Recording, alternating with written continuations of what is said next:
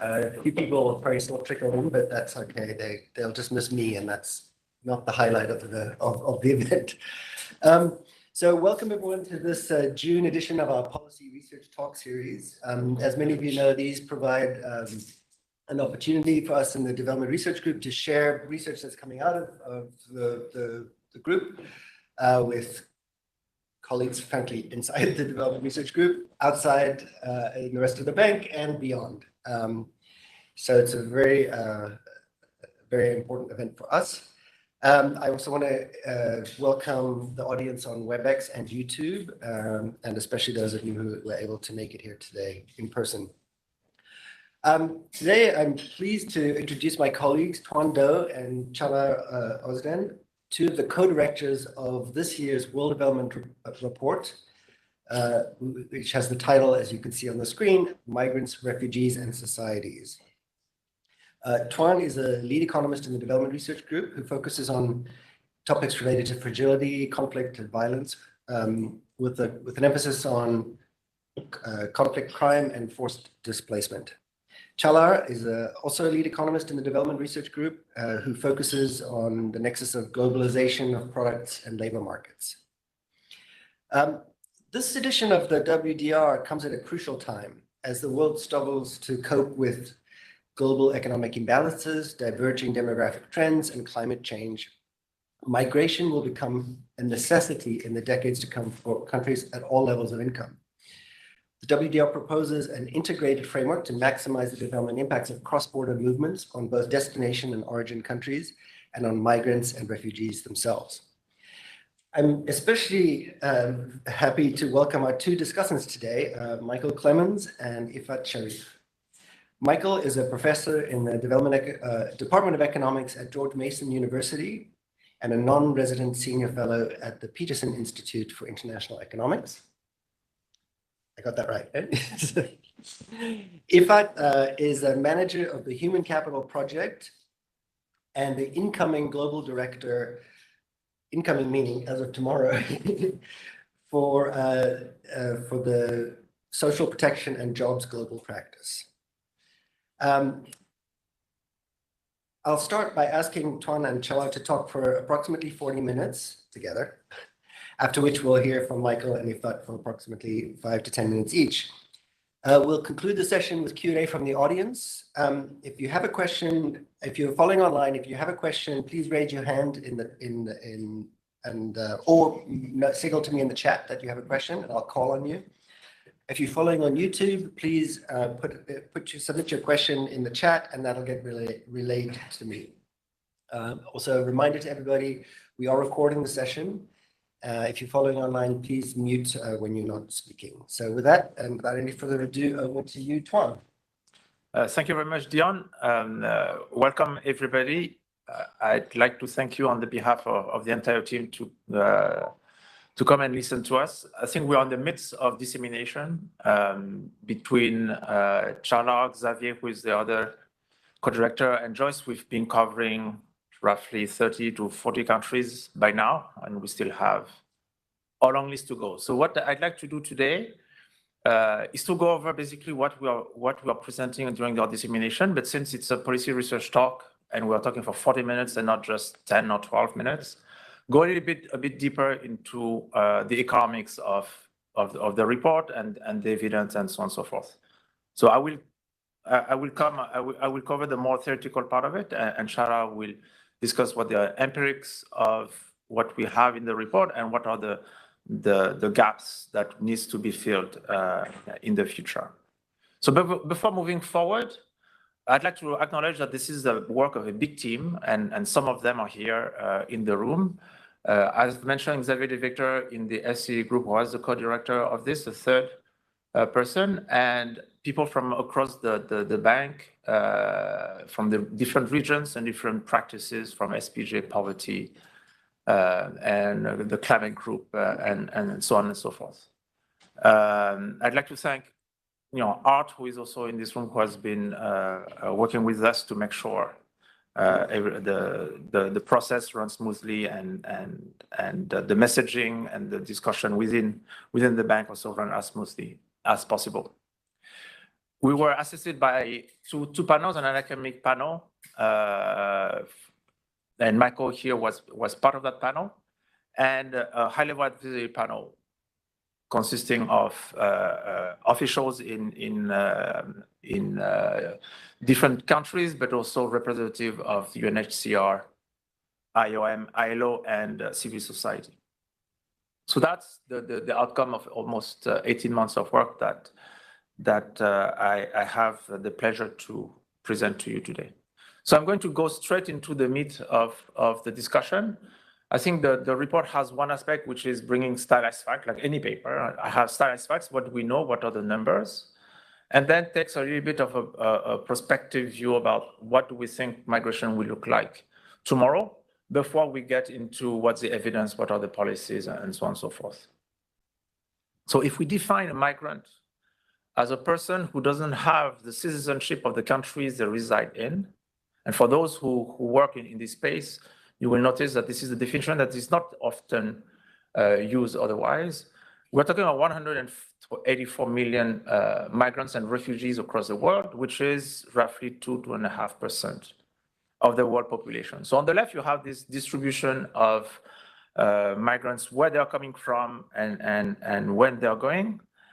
And I'd like you to take three main messages out of this slide. One is migration is not just a south to north phenomenon. There's a big chunk of it that is south to south migration.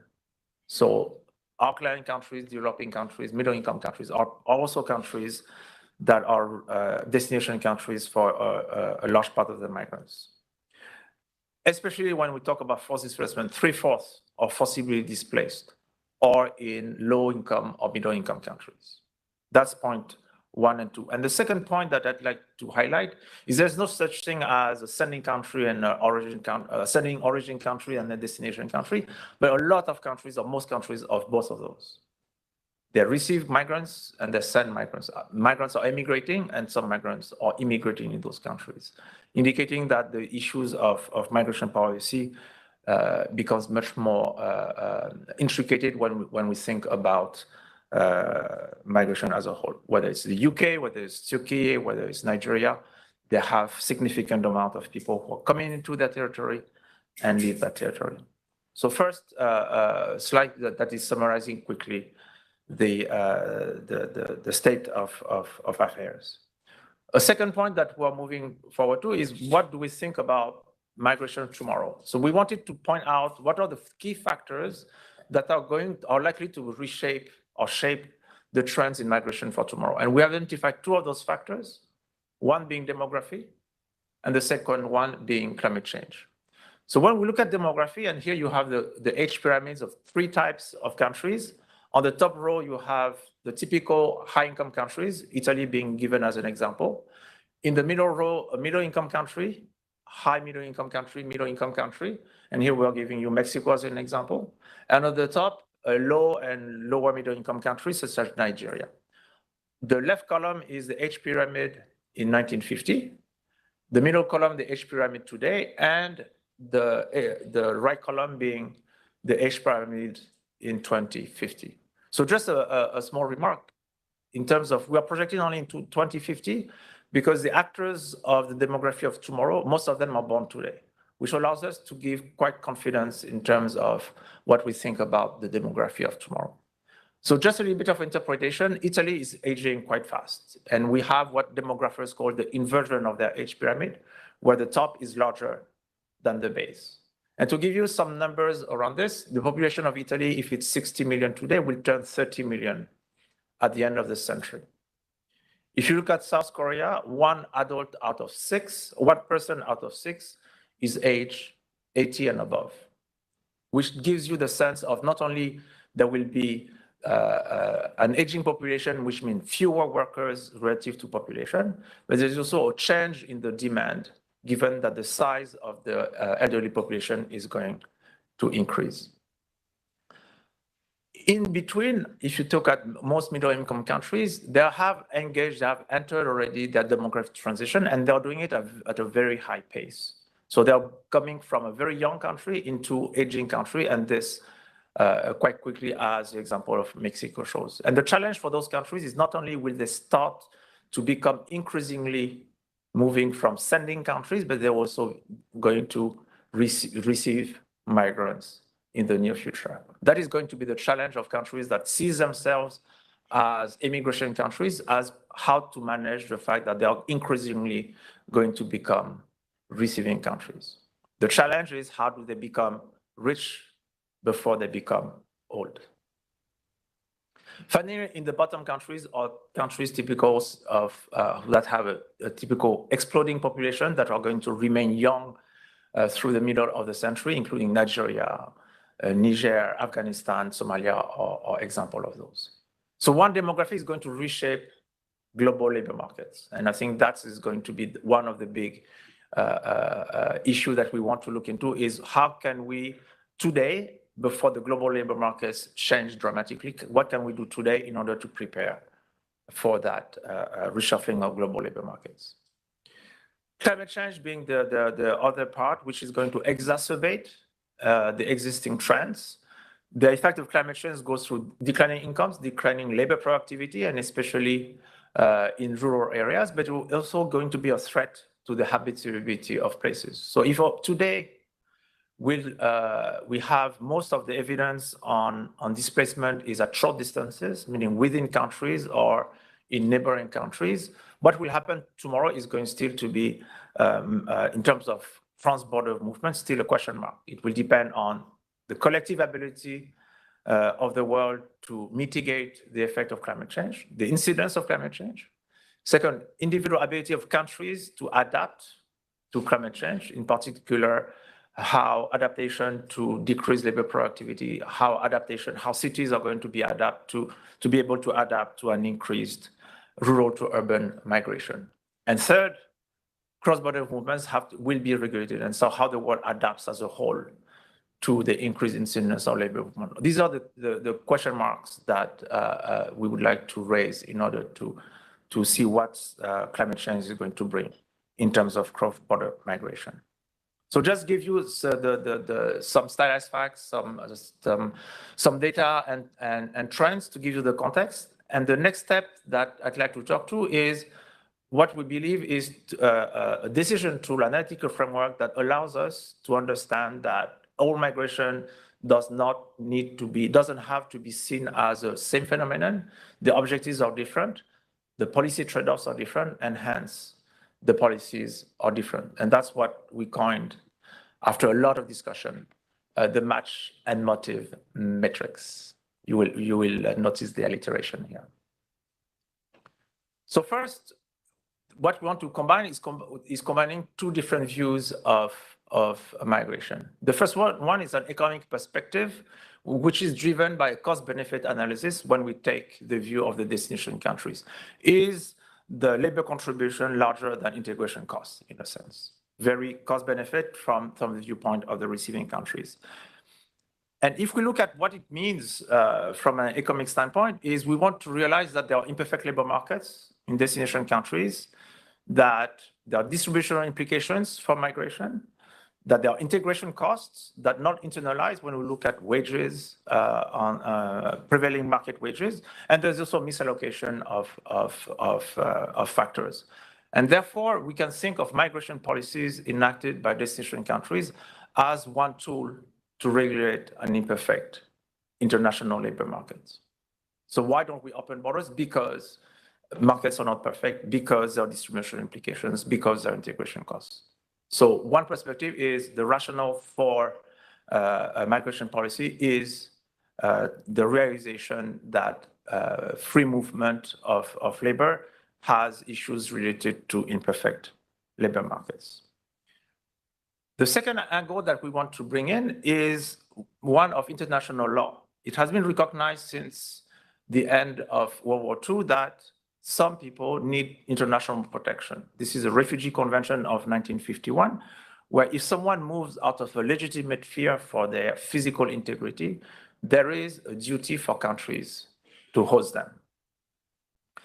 And the international protection is targeted at those people with legitimate fear of origin, and they are designated as refugees.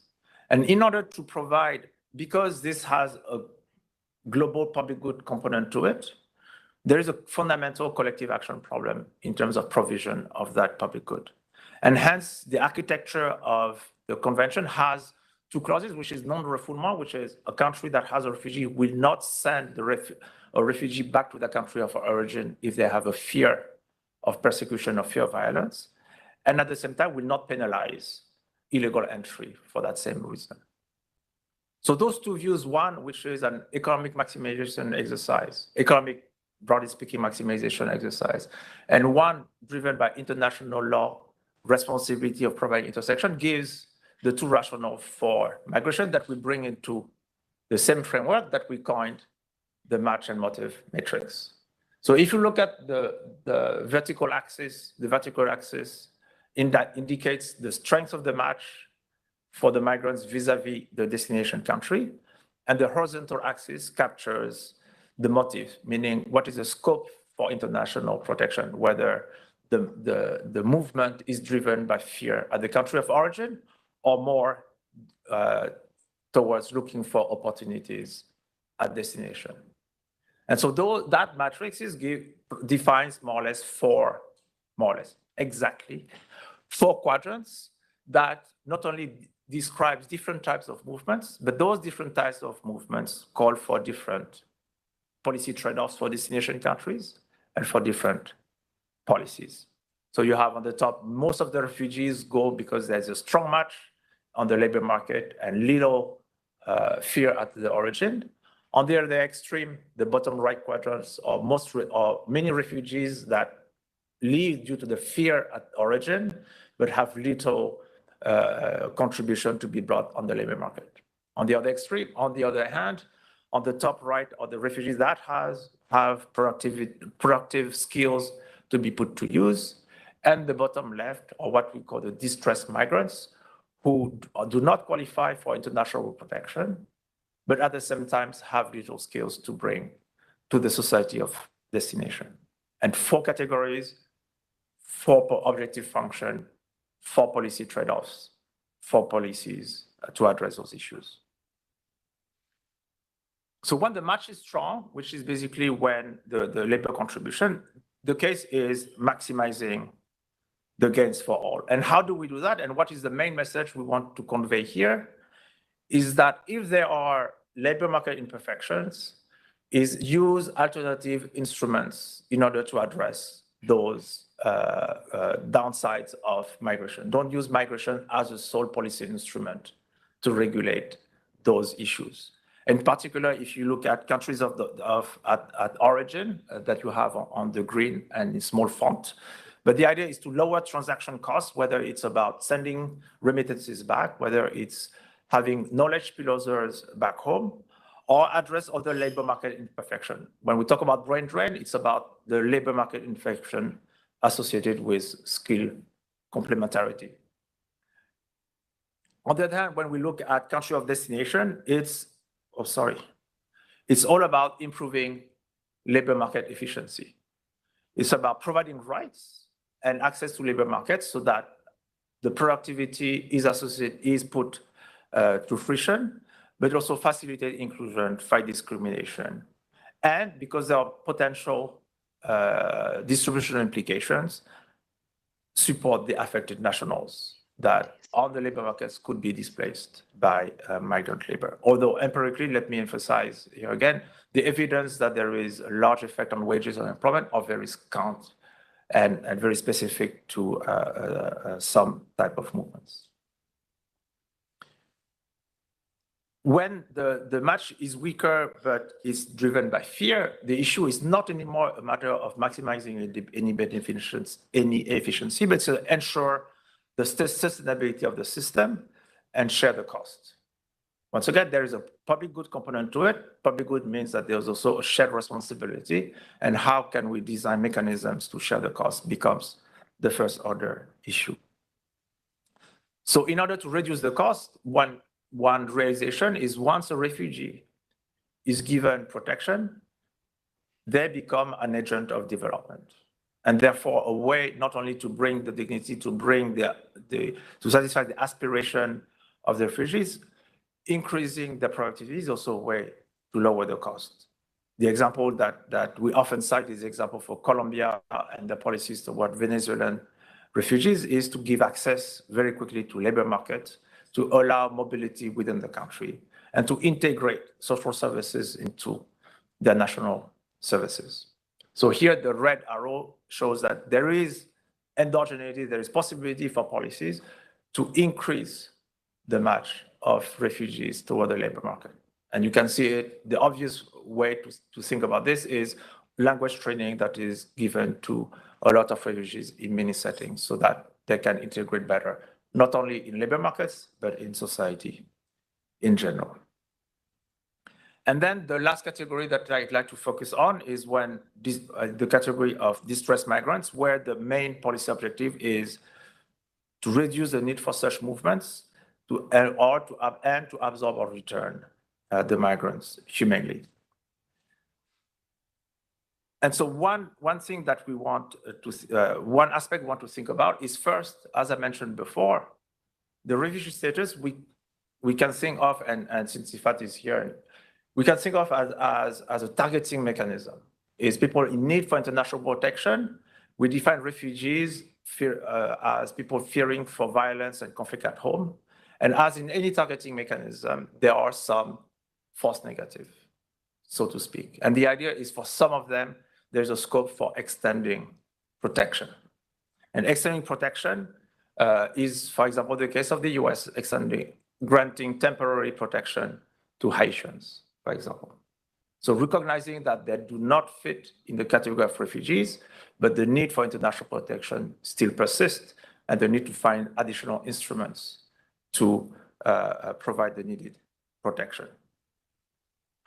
And on the other hand, realizing that, as I mentioned before, market forces might be too strong, then the policy space under which we are is how do we change the incentives to migrate? At origin is providing alternative to migration by strengthening the skills of providing, increasing the resilience of populations to shocks, to climate change, so that transborder migration doesn't end up being the only solution towards adaptation to the changing environment. And at destination, the substitution is not only between migrating and non-migrating, but it's also what pathways to choose. So increasing the number of legal pathways as a substitutes towards disorderly migration, disorderly irregular migration. So here, the idea is those policies are likely also by selection increase the match, increase the match of the ones that will end up migrating. So here you have, if you want, the theoretical framework that is guiding the entire discussion we have in the report. And that leads us to the key messages. I'm not going to spend too much time because Chala is going to go over them with much more empirical substance, but basically about first highlighting that migration is necessary, not only for, as viewed by developing low-income and middle-income countries, but for all countries at all levels of income. And then, depending on where you stand on that match and motive metrics, the trade-offs are different, the messages are different, and the policy instruments are different, involving bilateral cooperation, international cooperation. I'll leave this here while we're doing the transition, but Chala will have ample opportunity to get back to those. Thank you, Toan. I think this is okay, working. Now, two things. I want to also express my thanks to everybody in this room. The most impressive part of the WDR for me was literally, it shows the best of the bank. Hundreds of people touched the WDR in the process, whether they are direct chapter authors or discussants, critiques, the people, editors who did a lot of work, because you have 3 non-native speakers writing this. So greatly appreciate all of that. Now, what I want to do is the following. The framework you saw, it might come out simple and smooth, but it was actually, the example they give of the sausages. You don't want to ask how it was created. And there was a lot of discussion in the background within the team Unfortunately, art was exposed to a lot of it. And but the other important, impressive thing to me about the WDR, and a lot of the credit goes to Toan on this, there are 120 pages of references, right? We cited the heck out of everything we say in the report. So what I'm going to talk about now is actually the framework you saw. What is the empirical evidence that supports this framework? But also, since this is a policy research talk, what the gaps are, what we do not know, which goes against when we did our media training, admitting what you don't know to an audience. But anyway, here it is. So the first thing, as Toan mentioned, 184 million migrants, and we define it based on citizenship. This actually goes counter to a lot of other data sets, including the stuff we have done in the bank, because it's based on place of birth. The reason for place of birth is actually the ease of data. That's how the data are collected and disseminated by a lot of agencies and the OECD, UN, us, so on and so forth. But why do we talk about citizenship, not place of birth? Because the WDR, the framework, is about the rights you have.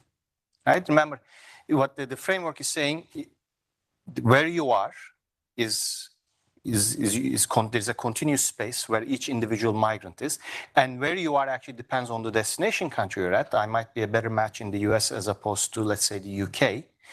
The policies determine where you are, so there's that kind of, there's heterogeneity and there's endogeneity. And because of the policies, it impacts who decides to migrate to that destination. Right? So the legal status is critical. 184 million people, 43% in low and middle income countries, 40% in high income, 17% in GCC. There's a reason why we're separating GCC, because of the legal status they grant to the migrants. If you compare place of birth and place of citizenship, this is what you get. Right? The GCC, everybody, that's the easiest case. They don't give citizenship to anybody, so you're there.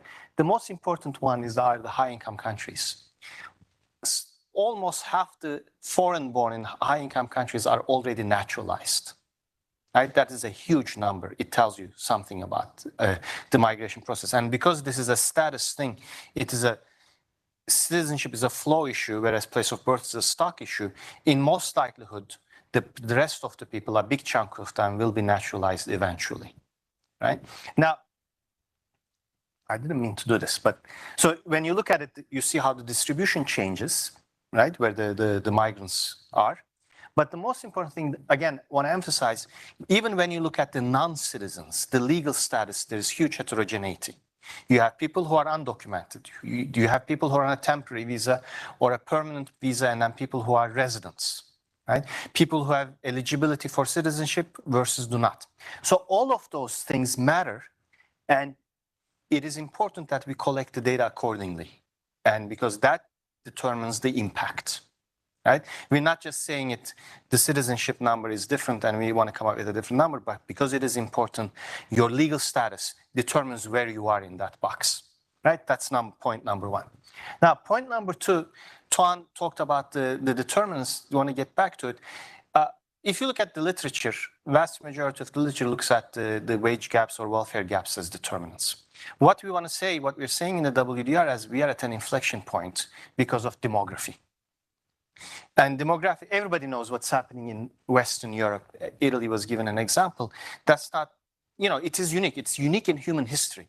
It is the first time in human history you're seeing peaceful population decline, not because of an epidemic, natural disaster, or a war. It is happening because people are deciding not to have children. Right? We know what's happening in low-income countries. That's also well known. I mean, everybody in Europe, Japan, Korea knows what's happening in high income. But what is as unique as that inversion of the pyramid in high-income countries is what's happening in middle-income countries. Right? That the fertility decline is so rapid. Within basically 60 years or 50 years, in 2 generations, the fertility rate in all these countries went from between 5 and 6 to replacement. Again, it took over 200 years for this to happen in North America and Western Europe. In the same time frame, the income levels in North America, Western Europe went up maybe 25 times. In India, it went up 2.5 times. Not only that rapid decline is happening, it has huge other implications, but these are also the countries that send the migrants to the high-income countries. Right? Vast majority of the migrants, economic migrants, are middle-income people from middle-income countries. So this is going to change the dynamic. The demand is increasing in high income. The supply is increasing in the low income. The middle income is shifting to a demander from a supplier. But the problem is the match is also going to get worse. Right? The low income countries don't have the education capacity, human capital creation capacity as the middle income countries in terms of providing the labor needed in high income. So that is one of the inflection points. What has happened in the last 6 years is likely to change. Conflict and violence, we are increasing some sharp increase, but the big distinction, again, the middle income countries, the last three crises, Venezuela, Syria, and Ukraine are middle income countries, right? And what it means, the people coming from these countries are more educated, more human capital, and more financial resources to travel further. So the impact is felt in a wider range of countries.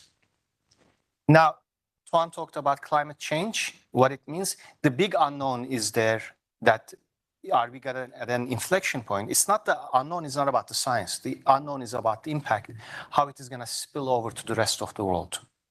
Climate-induced mobility has been contained domestically in vast majority of cases, but if the whole country is now impacted, like Bangladesh, what does it mean? Right? Internal mobility is not going to be enough to account for it. Right? So, bringing all of these together, I always say this is one of my favorite figures in the map, in the WDR, these 4 maps based on the 4 motivations.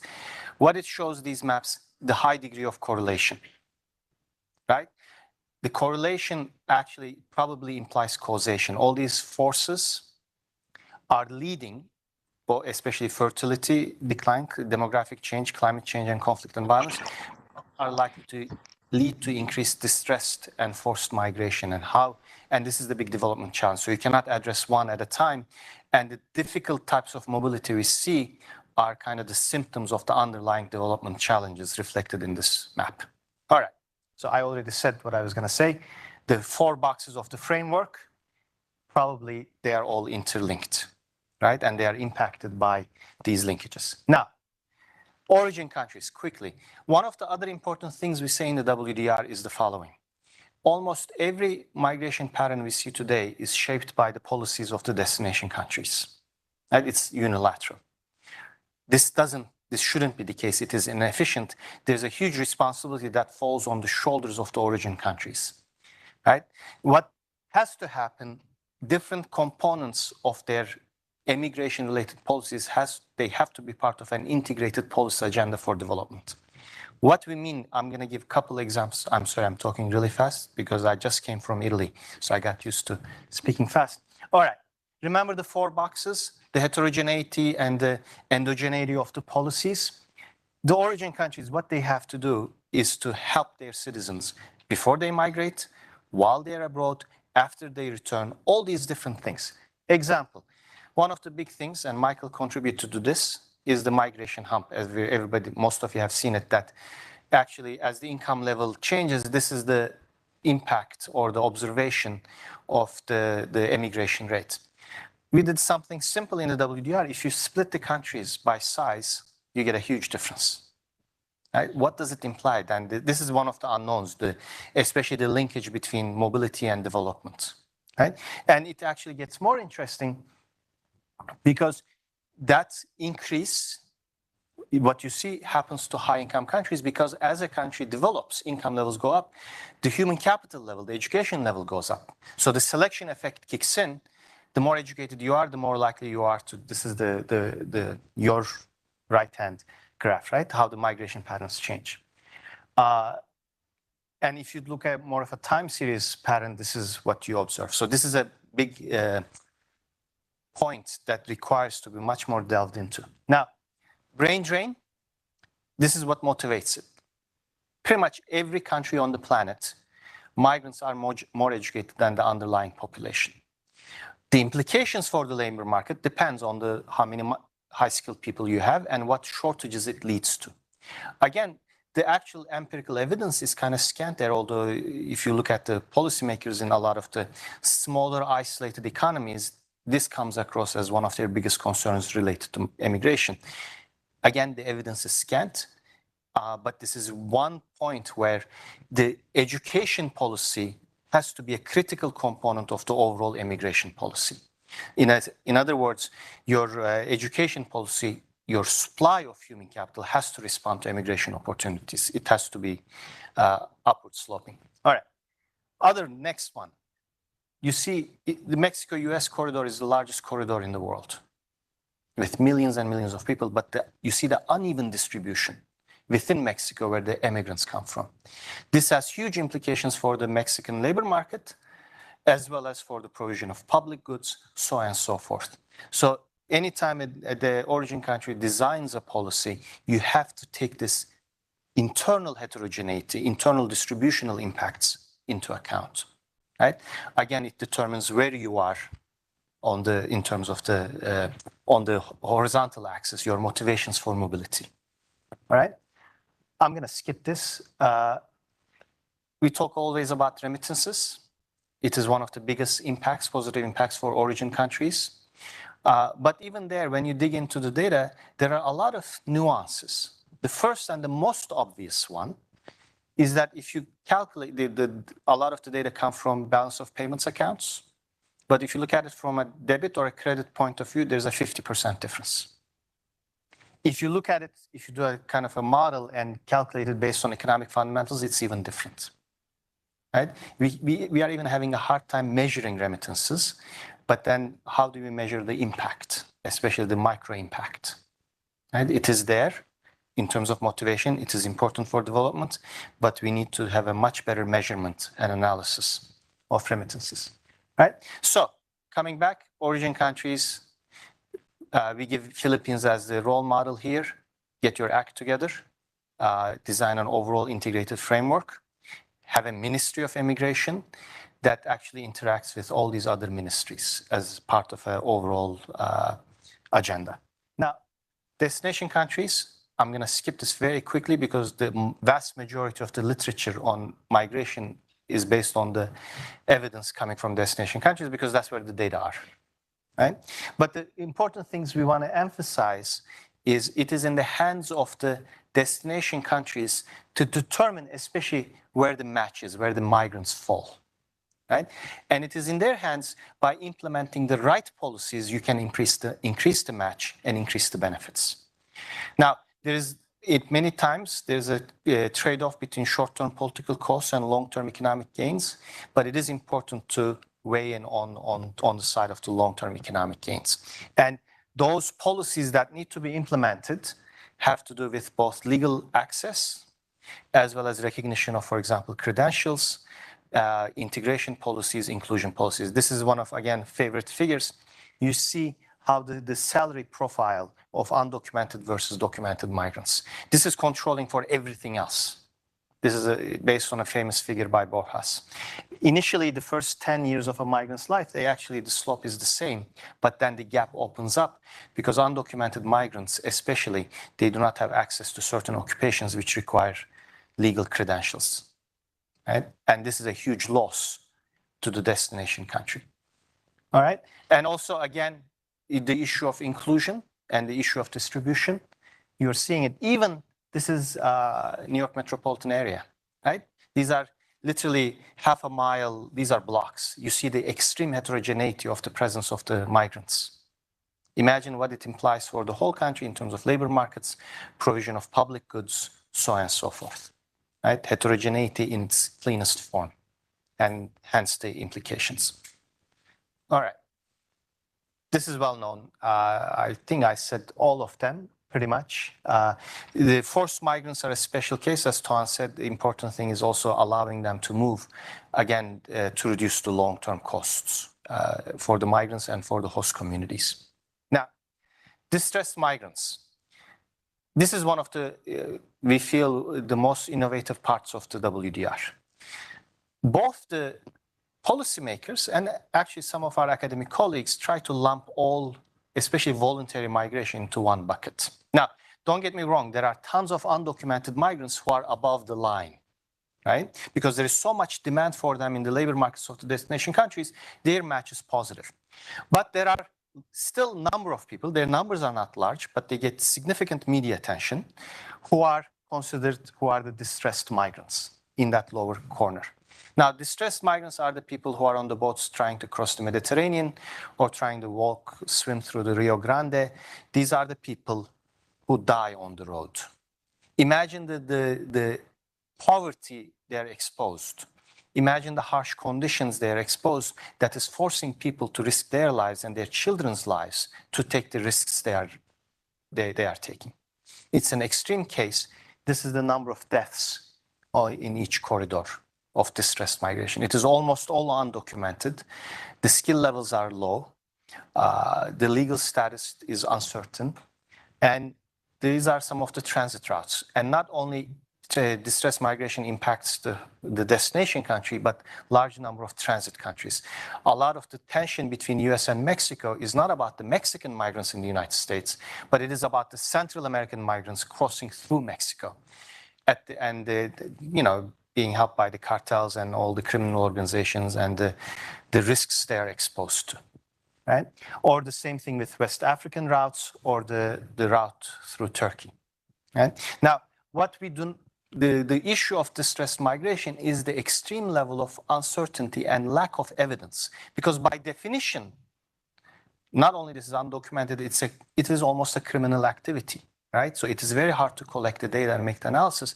But as Tuan said, some of these people, right, try to enter into the top category. They are undocumented labor migrants.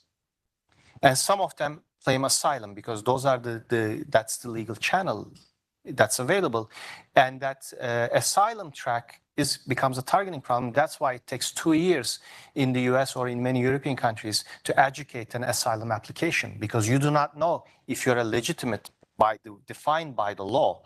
If you have a legitimate claim or you're one of the distressed migrants without a legitimate claim. This whole proposal by the UK, sending a lot of the asylum applicants to Rwanda, or the current EU policies are part of a way to deal with that's the motivation behind that. I mean, this is not about judging whether this is the right or the wrong policy, but because of how to deal with distressed migration. Right? It imposes a huge challenge to both legal economic migration and to legal forced migration. And we have to figure out ways to resolve it. As Tuan said, either you have to increase legal entry channels, you have to increase asylum channel, and also humane deportations has to be part of the solution. But these are short, medium-term solutions. What has to resolve it in the long run is economic development. Okay. Now, I mentioned all of these. I think I'm done here. Okay. Now, coming back to the key messages of the WDR.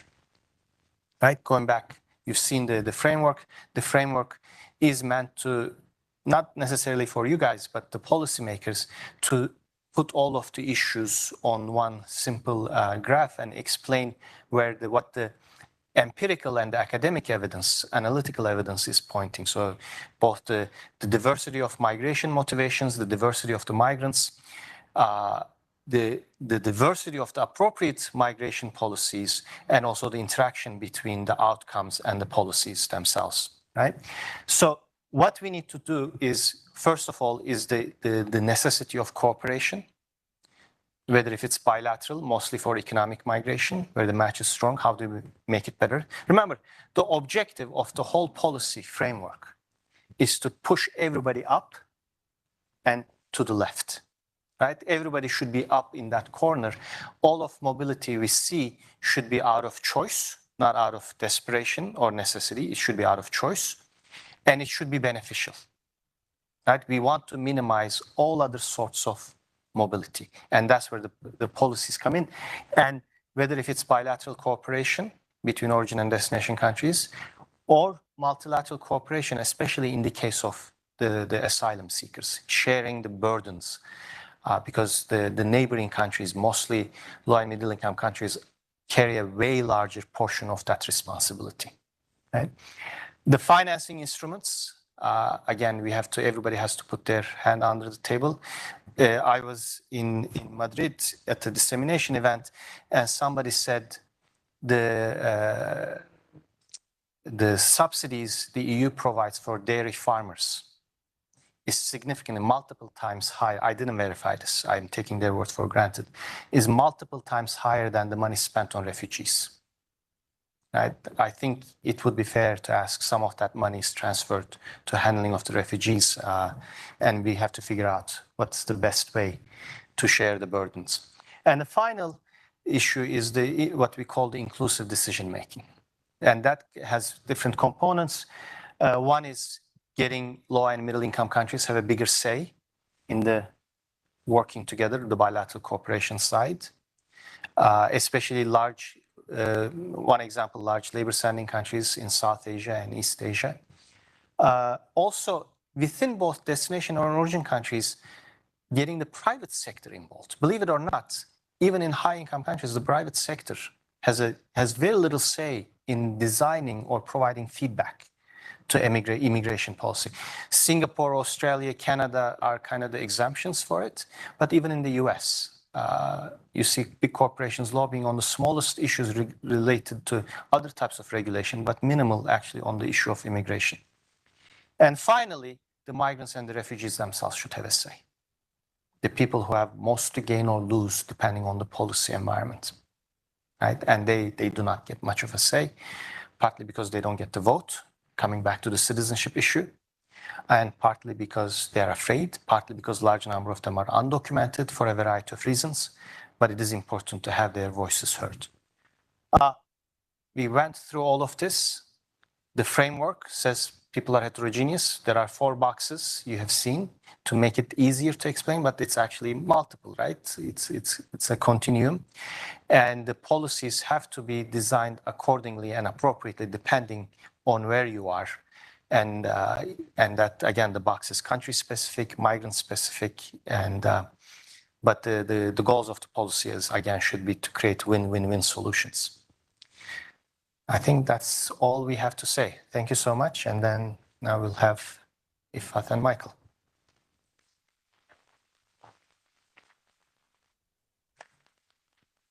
Thanks, Tuan and Chala. So should we just go in the order of Michael and then Ifat? Thank you so much. Can you hear me like this?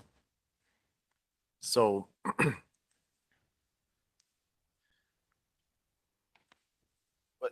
what we hear about migrants all the time in the press and the public discourse is wrong. I'm not talking about facts. I'm talking about how maybe 4 out of 5 news articles or television discussions urge you to think about migrants. They urge you to think about them like water. There's even a literature on the hydraulic metaphor of migrants. People talk about flows, waves, torrents, influxes, floods, and floodgates. And it's actually much more useful, I would argue, to think about migrants like seeds. They're creating an opportunity for themselves. They are also a huge opportunity for others. That opportunity can be destroyed. Take a truck and dump 10 million seeds in the corner of a field and don't invest anything in them, and they're not going to flourish and they're not going to benefit anyone. But with investment, with the right tools, with the expenditure of capital, with labor, they not only flourish for themselves, but give food to everyone. And in that sense, investment in hosting them is a global public good. And that to me is the explicit and also just meta statement of this World Development Report, that for the world and for the ages, that one of the most important global public goods of this century is investment in hosting. If migrants and refugees are like water, the global public good is the dam. If migrants and refugees are more like seeds, the global public good is hosting and what is done to unlock their potential. And this is just a major, major role for the World Bank. I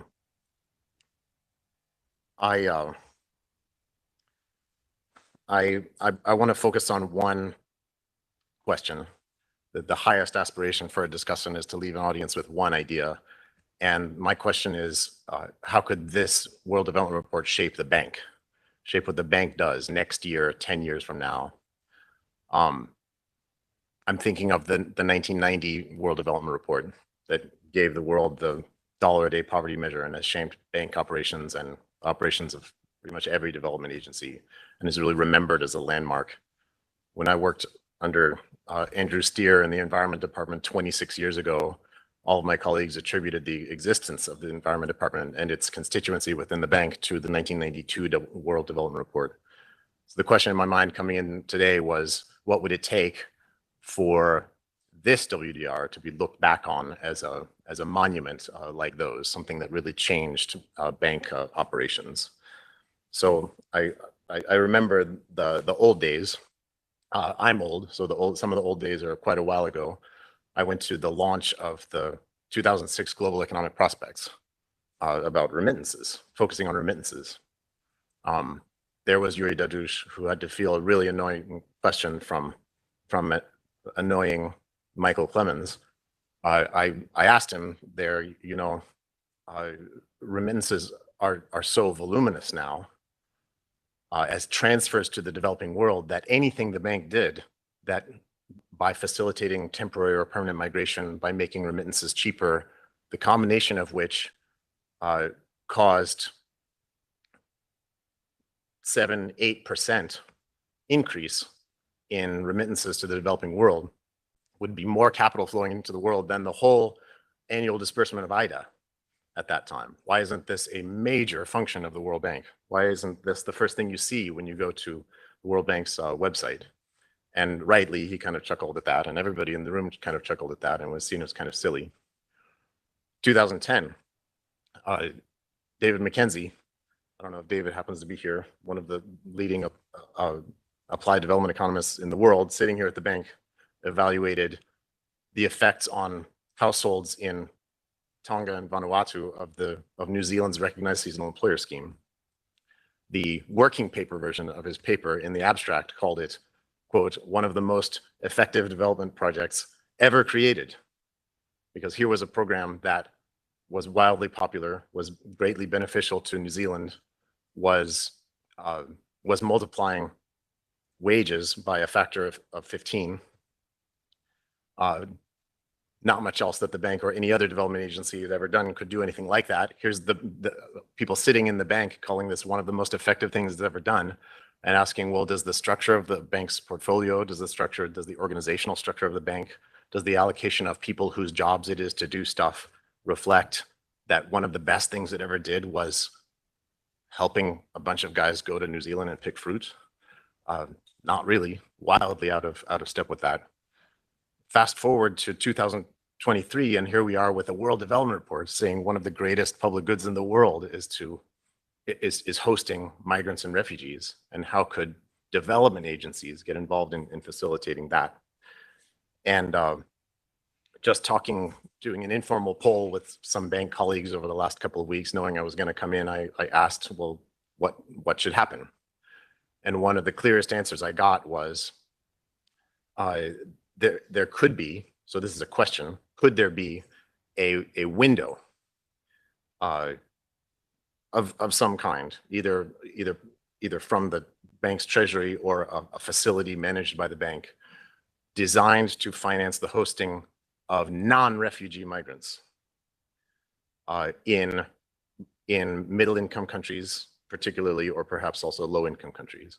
Right now, there is, what's the official name of it? The Window for Hosting Communities and Refugees. Name has changed over the last few years, part of IDA. So far, it's dispersed something like $7 billion to low-income countries, to IDA members, to help them host refugees. There is the GCFF, which has similarly, over its lifetime, dispersed something like $7 billion to middle-income countries to help them host refugees. There doesn't seem to be a big sphere of bank action to collaborate in the creation of new destinations for what some people might call economic migrants, people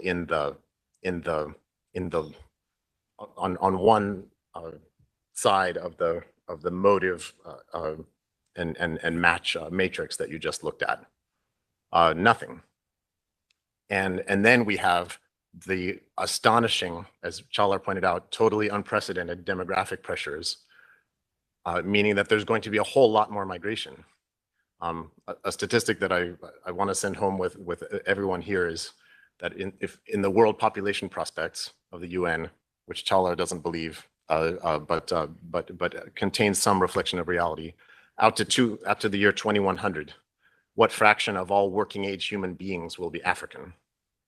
And the answer is over 40%. The share of working age people in every other region of the world, starting 10 years from now, is going to be shrinking, except Africa, where it will continue to grow up to and through 2100. So that's where the workers are going to be.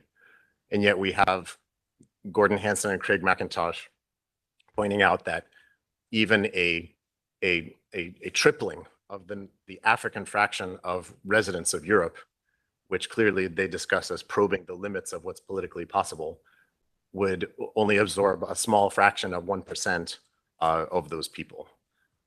A lot of them are going to be migrating under some terms or another, and helping create new destinations for them could be, and I would argue should be, a major area of action for the bank and all other development agencies, financing other countries to do like what Malaysia has done. Not many people know that Malaysia is by far the #1 destination for temporary workers in the world. It's not the US, it's not Saudi Arabia. If you're talking about temporary guest workers, Malaysia has created more opportunities for all of them, evaluated by IFAT and others, as a tremendous benefit to Malaysia, as Chala and others have written, certainly to the origin countries, certainly to the migrants, something that is a tremendous success, but essentially financed entirely and carried out with knowledge, local only to Malaysia. And if I had to, I'll just close by much more briefly pointing out a few other areas. Speaking of knowledge, why is it that when I've recently worked with the World Bank or with the US government, trying to build lawful labor migration pathways between Northern Central America and the United States, why is it that there isn't such a brand of the World Bank, which has been a leader in that area? I don't know if Manjula is here. There, sorry, I don't have my glasses on. Hi, Manjula Luthria and other people in this room actively helped build some of the most successful labor pathways between developing world and more developed countries, and have sat in the room working out the difficult details of program design that are necessary to make those things happen at all, be politically feasible, be maximally beneficial. Why is it that that wasn't such a brand of this institution, that the first thing that USAID officials thought to do was come to the World Bank and learn from them? Why isn't that a global knowledge practice for the bank? When Nobel laureate Michael Kramer and I wrote a paper trying to justify the continuing existence of the World Bank at its 75th anniversary, one of the most effective things we found it had ever done was help spread the idea of cash transfers around the world. Not with capital, but with knowledge. And the bank could do that and has a really deep experience in that area and human capital in that area. They could do that for bilaterals and others all over the world. And I'll close with a last idea, and this is just a brainstorm because the last thing I'm an expert in is the organization of the bank. But another thing that many of my colleagues mentioned was the fragmentation in the bank of work on migration. A lot of it depends on particularly visionary country directors.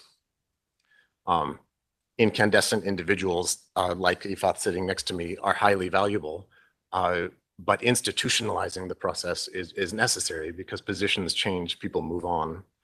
And one of my interlocutors said that in Africa, migration is seen as a health issue. In MENA, it's about refugees. In LAC, it's about poverty. And in East Asia Pacific, it's SPJ. Shouldn't there be a cross-cutting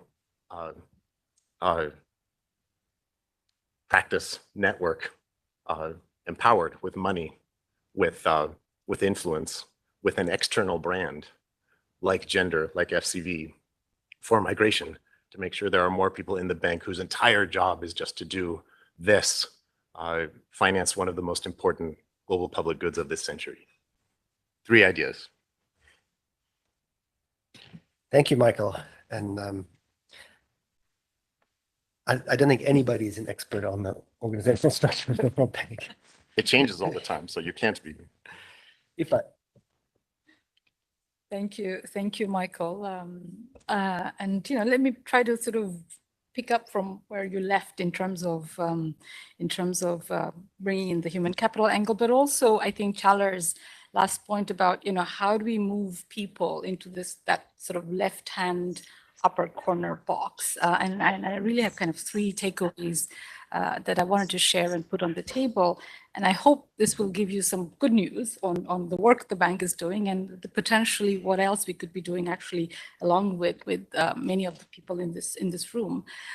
So the first point I wanted to sort of, my first takeaway is really my favorite slide actually from the PowerPoint is the one where you showed the demographic divergence. And I think, if we were to just take that, I mean, that is sort of, I think, the big news for us, because as Chalari mentioned, this is the first time in history, population history, that we're seeing this decline in working age population and increasing in aging.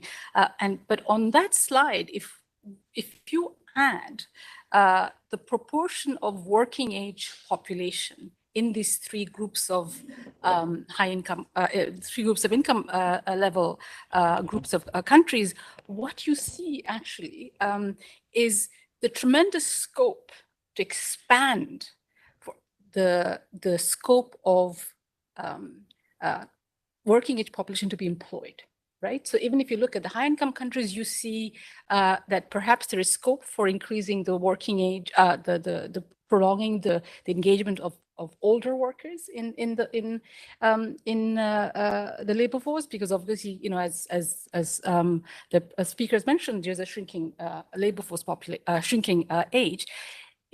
But if you look at the middle income country demographic profile and you look at the proportion of working age population that are employed, you see huge scope for expanding that, especially among the youth and women, right?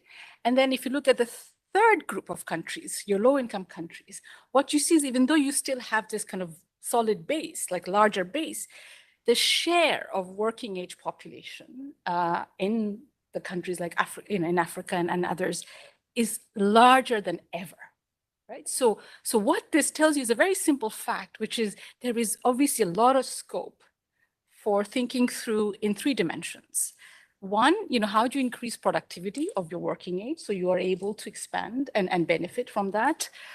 Second, how do you think about aging population in terms of their care, in terms of prolonging their engagement in the labor force?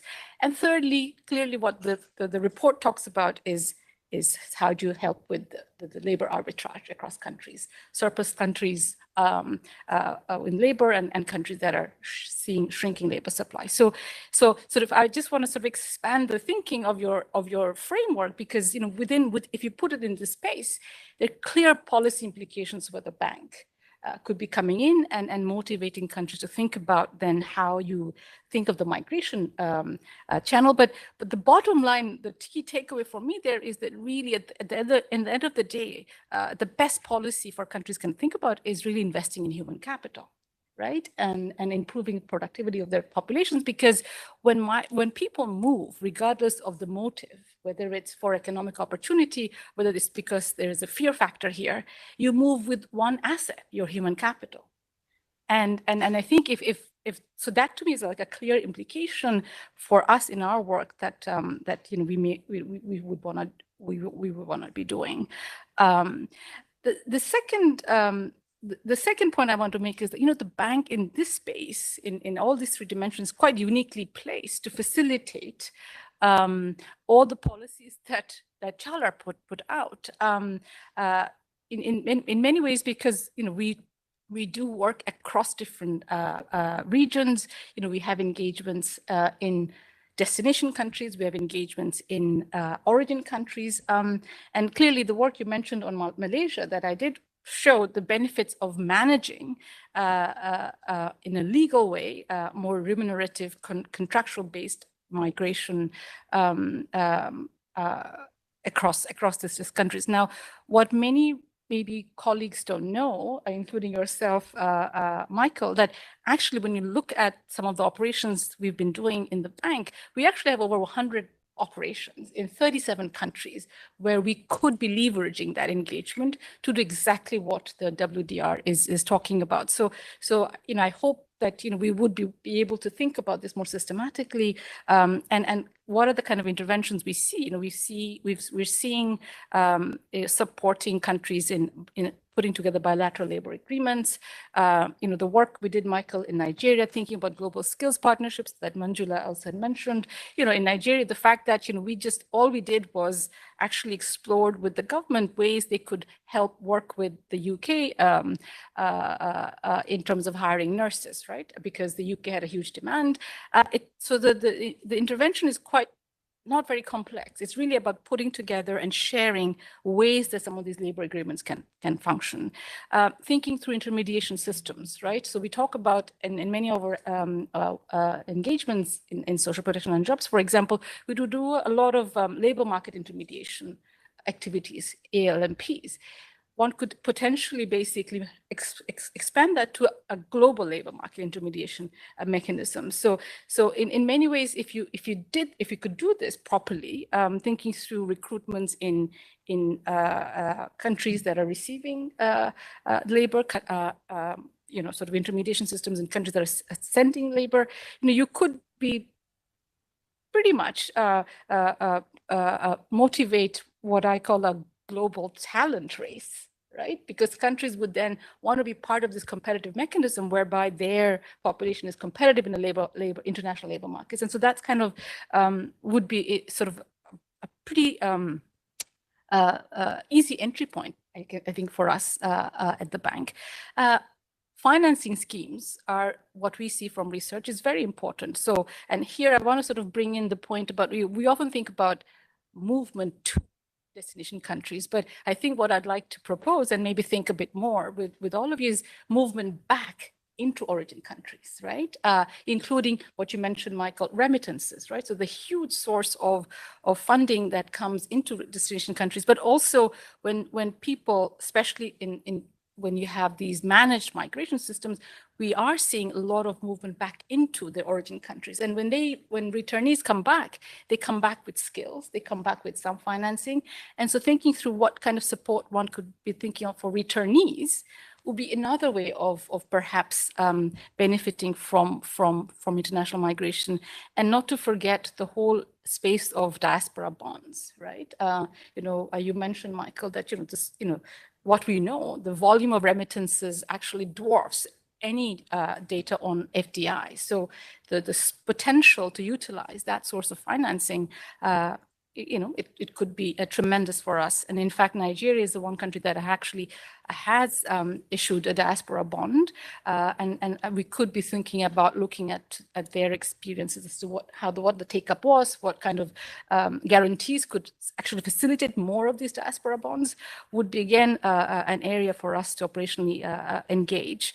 And so I think so the second takeaway essentially is that there is a lot we could be doing in our work in the bank. And in fact, we do have a community of practice on migration. We have a migration steering committee that is hosted by the Social Protection and Jobs Global Practice. So I think the WDR essentially offers more visibility to the work that we are doing already in the institution. And I think there's tremendous scope to deepen that work. And my final point is really, I think, where I would hope the WDR can really help is bringing a narrative shift, right? Because I think all of the work that we want to do really hits a wall because, as you know, politics have trumped the analytics, right? And I think the pun is completely intended here, right? Because often the narrative is very much orthogonal to what the research is saying. And so sort of maybe having the WDR messages be shared more forcefully across, stakeholders who think differently, even though those are uncomfortable conversations. I think there's a conversation we need to have.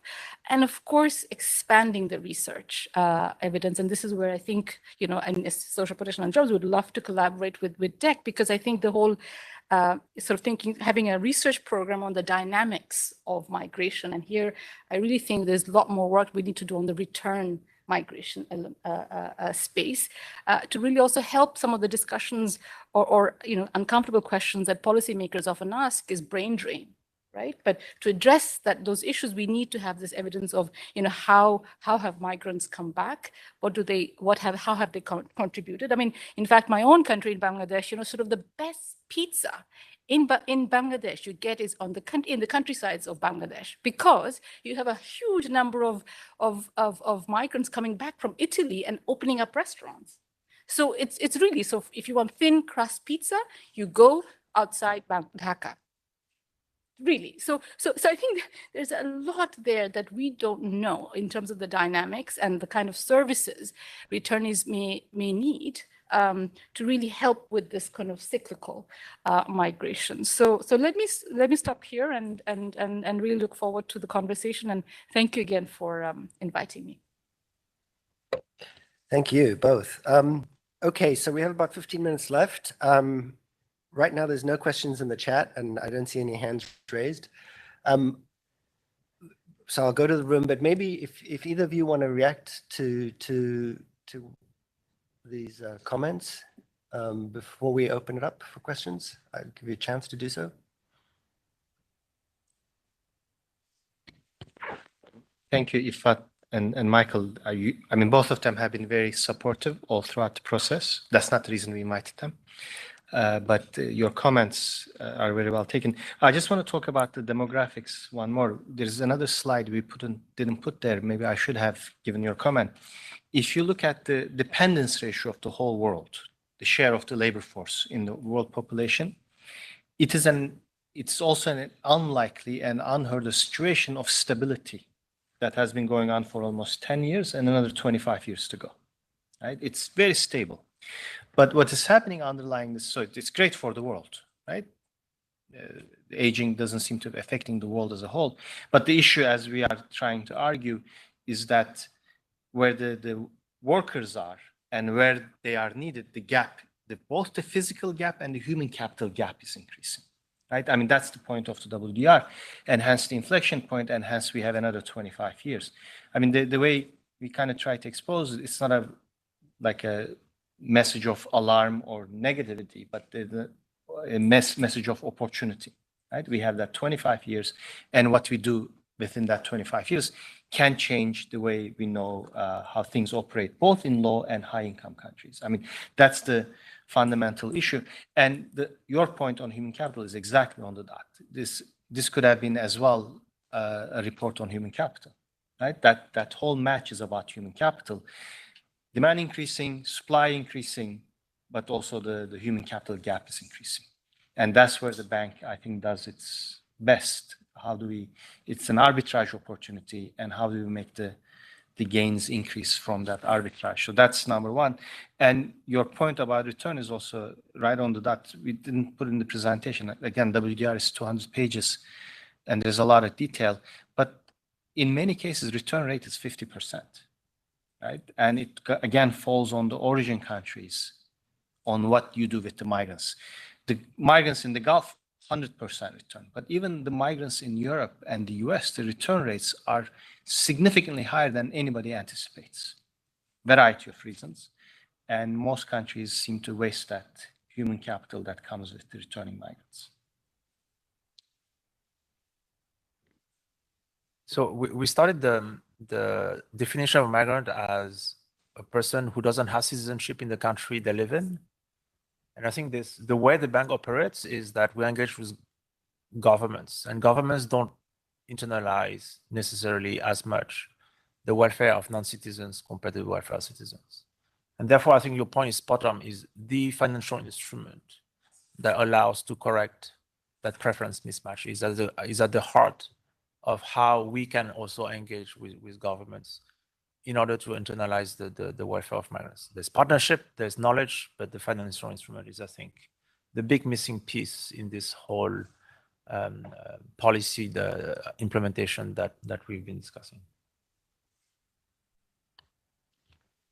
Thanks. Do you mind doing a show of hands to see who might have questions? Okay, okay, let's just go around, maybe take a couple and then turn it back to the panel. Let's start with Peter. Thank you. Peter Darvash, retiree. Brilliant presentation, brilliant study, as far as I can see. On this discussion, I had one observation, one impression, and I would start by saying that some 10 years ago, Dion, you organized a meeting in HD trying to initiate a sort of a new approach to economic and financial analysis for investment operations in human development. I don't know if you remember that. I think the biggest impact on the operations from this would be if the team could sort of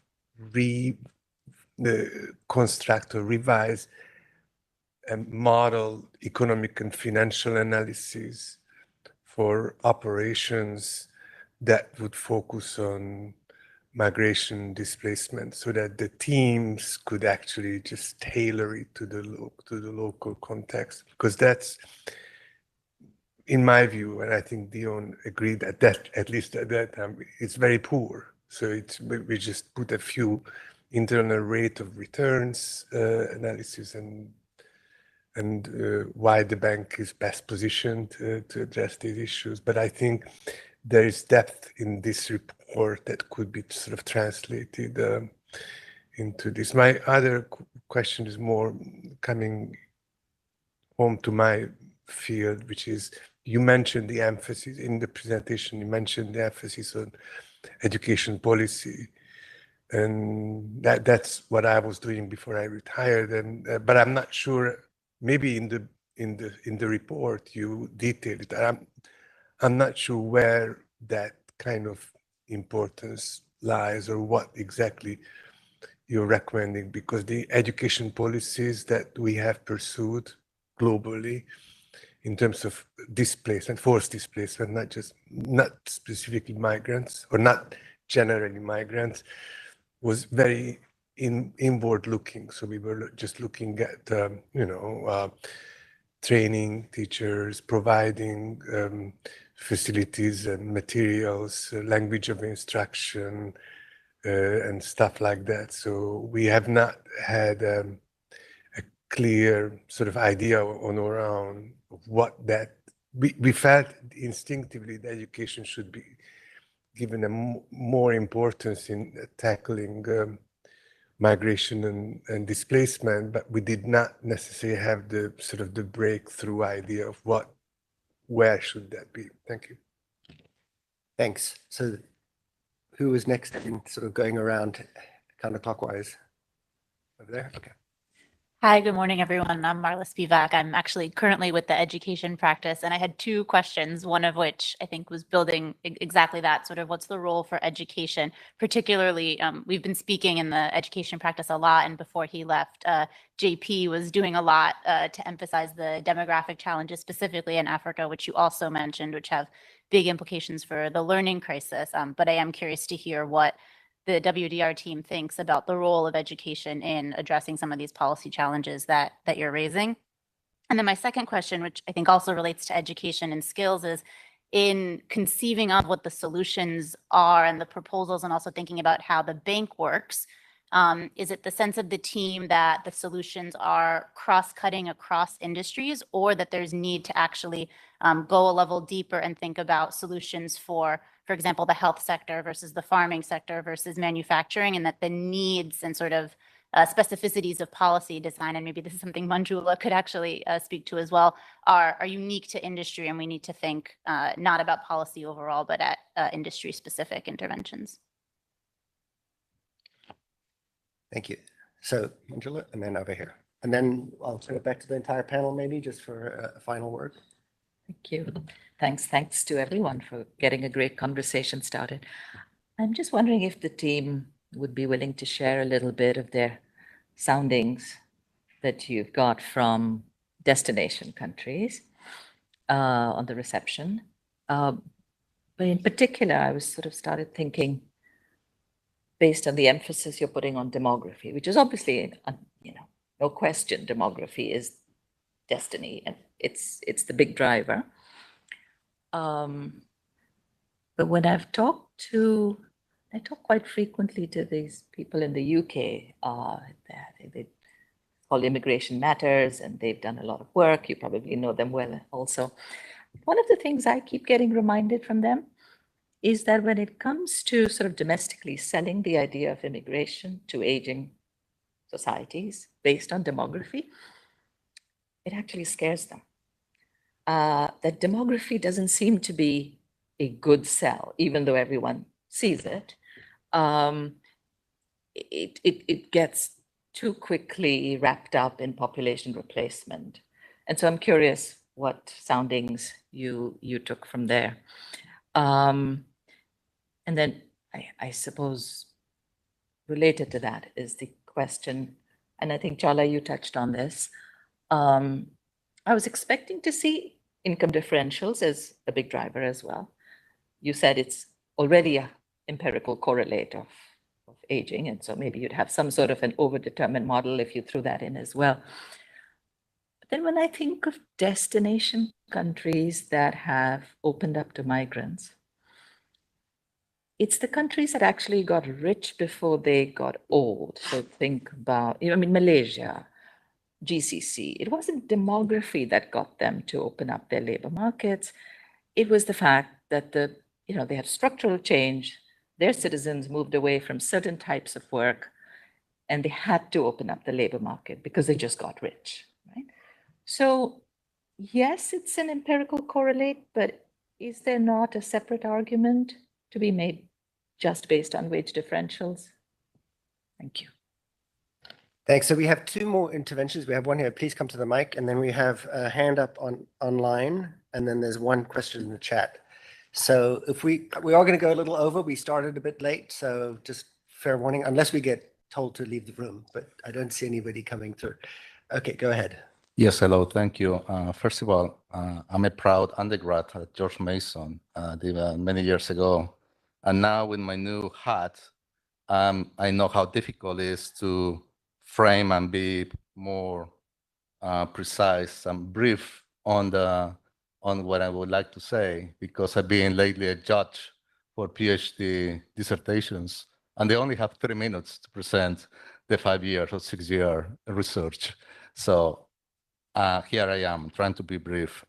Again, my background is in global education, and the intention is to how I see it, it's a lifelong learning investment by all means at all levels, including governments, including individuals who are decision makers. And I agree with you, Michael, in the fact that you said, I would like to frame it that I would like to think that it's about a burden. With most people, most governments think about a burden that refugees or migrants are bringing to a country rather than a benefit of it. And why is that? Because we fail to make a proper assessment on the knowledge, skills, and abilities that they have and that they can bring to the table. And I truly believe on that, because it's not just next stamp, and come in, and that's about it. So it should be a journey. It should be, again, a lifelong learning investment, and then following up with them. So the question I have is related to that. Where are we in assessing those individuals globally? Because, refugee situation, as you clearly explained, happens everywhere. Right. So are we good at that? Are we good at assessing on those individuals and then being able to perhaps corporations, organizations be able to identify those 100, 200 people that have certain skills, be able to place them within the X industries accordingly. So that's my question. Thank you.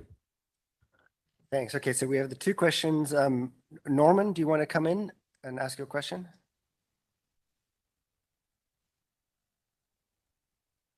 We can't hear you. Sorry, Norman, we can't hear you. I see you unmuted, but we still can't hear you. Okay, I'm just going to quickly read the question we got from YouTube, just to put it in the mix, which is, I want to ask the panel if there are any data on the return rate of settled refugees / previously forced displaced from adopted countries to countries, regions of origin. I guess the return rate question. We've touched on this before, but okay, Norman, back to you.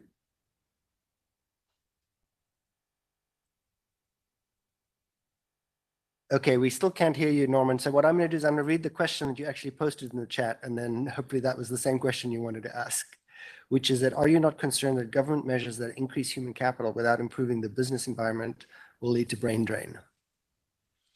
Okay, so what I'm going to do now is I'm going to ask the two of you to respond sort of generally, and then I'll give the last word to you two. So I think a lot of questions are on the next step, which is the operationalization of the DBDR. How do we do concretely?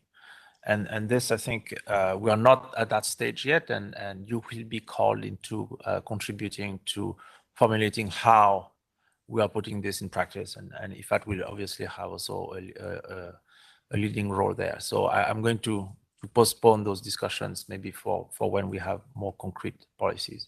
I'd like to take Manjula's question about the migration and demography. I think everything is about opportunity cost of labor. And I think if the opportunity cost of labor for the natives is driven by increased incomes because people are richer, and then or is because there are fewer people, I think those two forces will be at play. I'm just going to give you one word in Portugal last week. In the opening remark, the minister in charge of the migration said Portugal is going through a demographic winter. And so this realization from politicians, I think, is becoming salient in some countries, and I think that's very salient in many of those countries, especially as we've seen in the Southern European countries. Thank you all for the questions. I'll start with the education. I'm not an education expert, so I don't know the details, but the way I'm interpreting it should be focused on sectoral or occupational focus, right? I do not know the answer. But all I know is you have to provide skills, and if I knows it again better than me, I apologize if I'm saying something wrong, but skills that are in global demand. Right? That's what it has to be. And it's important. The question is not about educating the people after they migrate, the refugees or the migrants. You have to educate everybody, right? Before they migrate. So potential migrants. And you have to improve the human capital level across the board. And generally, I don't have any empirical evidence on this, but my reading of The Economist weekly tells me that the skills that are in demand in a country are almost the same skills that are demanded globally. Right? Once you address it, it's not, so that's what it is. You just have to improve globally demanded skills. Now, your question on, Manjula, on income differentials, I still think it's the most important one. It's just we didn't spend that much time in the reports or here because the evidence on that one is well established, right? There's tons of fighting on the 200 pages how we're going to allocate. Income differentials as the main motivator or the welfare differences are obviously the most important one. But we wanted to emphasize, say, demography, climate change, all these other ones, because there is well less known and more of a inflection point that we're at a transition point. We're not trying to deny the importance of income differentials. Return rate of refugees, I'm sure it's tricky because if they're naturalized and they return back. So refugee status is also a flow issue, right? Your refugee status changes. That 5%, 1/4 of the refugees are in high income and 3/4 are in low income, actually hides the fact a lot of the people with refugee background has already been naturalized, right? The share is probably slightly more evenly distributed. But how many of them returned? I do not know.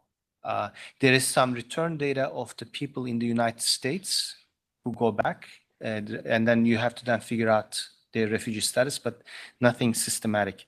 And final question on why burden versus benefit.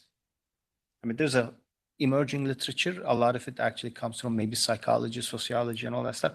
But one number I want to emphasize again is, remember, 50% of the foreign-born are almost 50% have been naturalized in high-income countries.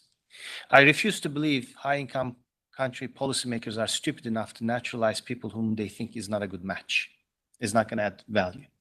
But there's a reason why the focus is on the bad side, not rather the good side. Maybe it's human cognitive biases. But one thing I'm convinced of migration, the benefits are longer term and are more diffuse, whereas the costs are more short term and more concentrated and observed. And that creates the political bias. And we added with the short-term myopism of the policymakers. No politician who's worried about the election next year is going to think about 30 years down the road. I think when these two forces are combined, we get the current political impasse or the polarization on migration.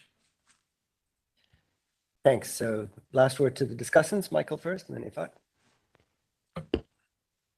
Thank you. When I first interned at the bank, we had an orientation and the director of communications ran it. And one of the first things he said was that the founding purpose of the World Bank was fundamentally communist containment. And it really struck me at the time. I'd never heard anybody say it. And I thought it was kind of saying the quiet part out loud until I found a 1952 Foreign Affairs article where Eugene Black had basically said exactly that the core purpose of World Bank was to keep the free world free, what my dad's generation would call the free world. My way of interpreting what Chalar and Tuan are trying to teach us is that there's a different division of the world now. The free world, unfree world is gone with my father's generation. Not many people are comfortable talking about developed and developing countries anymore, but there is a fundamental division of the world this century, and it's that there are parts where the workforce is growing and there are parts where the workforce is shrinking. And as Chalar pointed out, it's unprecedented, it's huge, it's going to shape this century.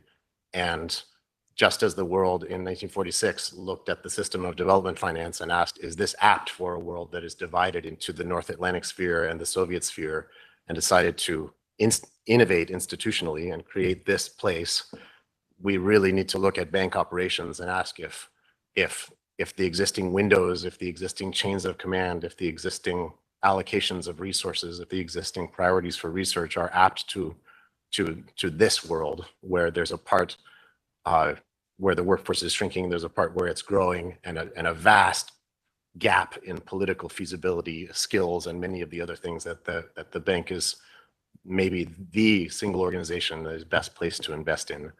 And I think if we do that, it will result in a better bank and an even more relevant bank.